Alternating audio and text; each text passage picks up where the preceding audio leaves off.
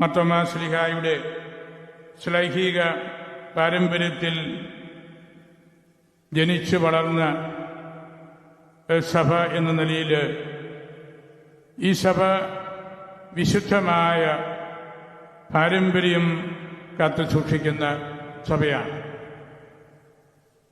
Orthodox സഭയുടെ ഏറ്റവും വലിയ ഐഡന്റിറ്റി അതിൻ്റെ പാരമ്പര്യത്തിൻ്റെ ശക്തിയാണ്. അതിൻ്റെ ലിറ്റർജിക്കൽ സെലിബ്രേഷൻ്റെ മഹനീയതയാണ്. ദിയോസ്കോറസ് തിരുമേനി റമ്പാൻ പട്ടം കൊടുക്കുന്നതും കശീശ പട്ടം കൊടുക്കുന്നതുമെല്ലാം ഞാൻ പങ്കെടുത്തിട്ടുണ്ട്. അതിമനോഹരമായ പ്രാർത്ഥനകൾ, രാവിൻ്റെ നല്ല ഹാർമോണിയ സിംഫണി തരുന്ന ഗദ്യമാണെങ്കിലും പദ്യമാണെങ്കിലും അതെല്ലാം നമുക്ക് വലിയൊരു ഊർജം നൽകുന്നുണ്ട്. സമൂഹത്തെ ഒരു പരിധിവരെ അത് അതിൻ്റെ താളത്തിലേക്ക് കൊണ്ടുവരുന്നുണ്ട്.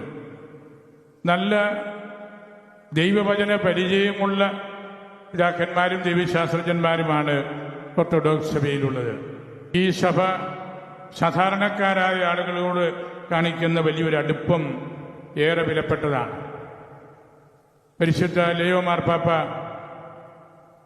തിരുപ്പിറവിയുടെ ദിവസം പറഞ്ഞല്ലോ, പാവപ്പെട്ടവരെ കൈവിട്ടാൽ ദൈവത്തെ കൈവിടുന്നത് പോലെയാണ്.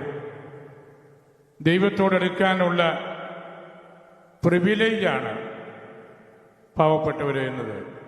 ഓർത്തഡോക്സ് വേ ഓഫ് ലൈഫ്, ഒരു ഓർത്തഡോക്സ് കൾച്ചർ, ഓർത്തഡോക്സിയുടെ സിംബോളിക്കായിട്ടുള്ള അർത്ഥതലങ്ങൾ, അതിൻ്റെ അപ്പോഫാറ്റിക്കായിട്ടുള്ള ദൈവശാസ്ത്ര വഴികൾ, നിക്കിയ സുനകദോസിനോടുള്ള അടുപ്പം, മർത്തുമറിയത്തോടുള്ള ഒരു വലിയ ആദരവ്, പകലോമറ്റം തറവാടിനോടും അർക്കദിയാക്കോന്മാരോടുമുള്ള വലിയൊരു വിശ്വസ്തത, ഐക്കൺസിനോടുള്ള താല്പര്യം, ഇങ്ങനെ ഓർത്തഡോക്സി എന്ന് പറയുന്നത് പ്രത്യേകിച്ച് ഈ ഭദ്രാസനത്തിൻ്റെ വലിയൊരു കെട്ടുറപ്പ് ഈ പറഞ്ഞതൊക്കെയാണ്.